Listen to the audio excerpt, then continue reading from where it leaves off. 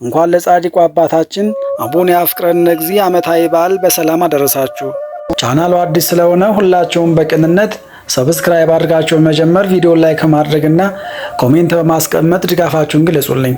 ጥር 19 በዚች ቀን ብዙዎችን ሰብስበው አስተምረው አመንኩሰውና መርቀው ሀገራችንን ያበሩ የወላዲ አላፍ የጻድቁ አባታችን አቡነ መድኃኒነ እግዚእ ፍሬ የሆኑ የነበሩበት ዘመንም በ14ኛው መቶ ክፍለ ዘመን ሲሆን ከሰባቱ ቅዱሳን ከዋክብት ውስጥ አንዱ የሆኑ ከልጅነታቸው ጀምሮ በስርዓት ከማደጋቸው ባሻገር እጅግ የተማሩ እንደነበሩ የሚነገርላቸው ለምናኔ ከወጡም በኋላም በሶስት የተለያዩ ቦታዎች የኖሩ የመጀመሪያውና ትልቁን ስፍራ የሚይዘው ደብረ በንኮል ሲሆን ጻድቁም በዚህ ገዳም ከታላቁ ቅዱስ ከአቡነ መድኃኒነ እግዚእ ስርዓተ ገዳምን ትሕርምተ አበውን የቅዱሳንን ተጋድሎ አጥንተው ለማዕረግና ለምንኩስና የበቁ።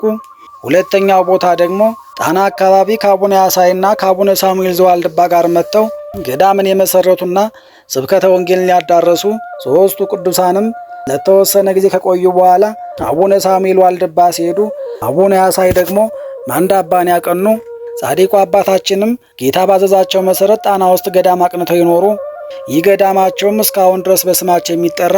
ሶስተኛው ገዳማቸው ደግሞ በአክሱም ዙሪያ የሚገኘው ማህበረ ደጌ ወይም ጻድቃነ ደጌ ሲሆን እዚህም አካባቢ ሌሎችን ገዳማትም እንዳቀኑ የሚነገርላቸው ለብዙ ዘመናት በስብከተ ወንጌልና ገዳማትን በማስፋፋት ከኖሩ በኋላ በዚች ቀን በክብር ያረፉ ጻድቁ አባታችን አቡነ አፍቅረነ እግዚእ ዘጉጉቤ በዚች ቀን ዓመታዊ በዓላቸው ይከበራል።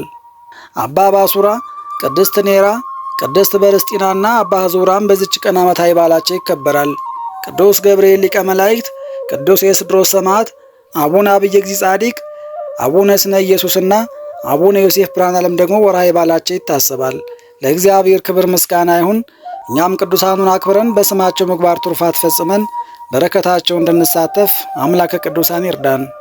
ስንክሳር ዘወርኃ ጥር 19 አንድ አምላክ በሆነ በአብ በወልድ በመንፈስ ቅዱስ ስም ጥር 19 በዚች ዕለት የከበሩ የአባ ዙራ የአባ ባሱራ የእናታቸውም የኔራ ስጋቸው ተገኘ። እሊህ የከበሩ ተጋዳዮችም ጣዖት በሚመለክበት ዘመን ሳብሳ ከሚባል አገር በሰማዕትነት ሞቱ። ስጋዎቻቸውም በሳብሳ አገር ቤተ ክርስቲያን ውስጥ የሚኖሩ ሆኑ። ከንጹሐን ሰማዕታትም ዘመን ከ947 ዓመት በኋላ የአፍረንጊ ሰራዊት ግብፅን ከበቧት። የድምጥያንም ከተማ ወስደው በዚያ ነገሱ። ከእርሷ ጋራም በዙሪያ ያሉ ታላላቅ ከተሞችን ያዙ። የኮሞል ንጉሥም ይህም የግብፅ ንጉሥ ነው፣ አፍረንጊያንን የሚወጋቸው ዘንድ ከግብፅ አገር ሁሉ ብዙ ሰራዊትን ሰበሰበ። ሰራዊቱም ሲጓዙ ብዙዎች ቤተ ክርስቲያናትን አፈረሱ። ከፈረሱትም አንዲቷ የሊ ቅዱሳን ሰማዕታት ስጋቸው በውስጡ ያለባት ናት። ከሰራዊቱም አንዱ የቅዱሳን ሰማዕታት ስጋ ያለበትን ሳጥን ወሰደ። በውስጡ የሚደሰትበትን የዚህን ዓለም ገንዘብ እንደሚያገኝ አስቦ በከፈተው ጊዜ ከዕንቁ የከበረ የቅዱሳንን ስጋቸውን አገኘ። ክብራቸውን ግን አላወቅም። ከቤተ ክርስቲያኑ ግድግዳ ላይ ስጋቸውን በትኖ ሳጥኑ ወስዶ ሸጠው። ምሕረቱ የበዛ የሚታገስ ልዑል እግዚአብሔርም ወደ አፍረንጊ ሰራዊት እስኪደርስ ድረስ በእርሱ ላይ ታገሰ። ጦርነትን በገጠሙ ጊዜ ከሁሉ አስቀድሞ እሱ ተገደለ። ባልንጀሮችን ምስክር እንደሆኑ ወደ ሀገራቸው በተመለሱ ጊዜ የእግዚአብሔርን ክብር ፈጽመው ሰበኩ። እንዲህም አሉ። እርሱ አስቀድሞ በሰይፍ ተመታ፣ ራሱንም ተቆረጠ፣ ጎኖቹንም ሰነጣጠቁት፣ በክፉ አሟሟትም ሞተ። የቅዱሳኑን ስጋቸውን ያ ሰው በበተናቸው ጊዜ የአንድ ቄስ ሚስት የሆነች አንዲት ምዕመን ሴት ቁማ ትመለከት ነበር። ከዚህም በኋላ በጭልታ ወደ እርሳቸው ገብታ ደስ እያላት ወስዳ በመጎናጸፊያ ጠቀለለቻቸው። እስላሞችንም ከመፍራቷ የተነሳ በቤተ ክርስቲያን ማዕዘን ውስጥ አኖረቻቸው። በመጎናጸፊያም እንደተጠቀለሉ በጡብ ሸፈነቻቸው። በዚያም ጡብ ተሸፍነው በዚያች ማዕዘን ውስጥ 20 ዓመት ያህል ኖሩ። ከቀን ብዛትም የተነሳ ያቺ ሴት ወሬያቸውን ረሳች። እግዚአብሔርም ለወገኖቹ ጥቅም ይገልጣቸው ዘንድ በወደደ ጊዜ በዚያች ሴት ፊት ሌሎች ሰዎች አስታወሷቸው። እርሷም በዚያን ጊዜ አስታወሰቻቸው።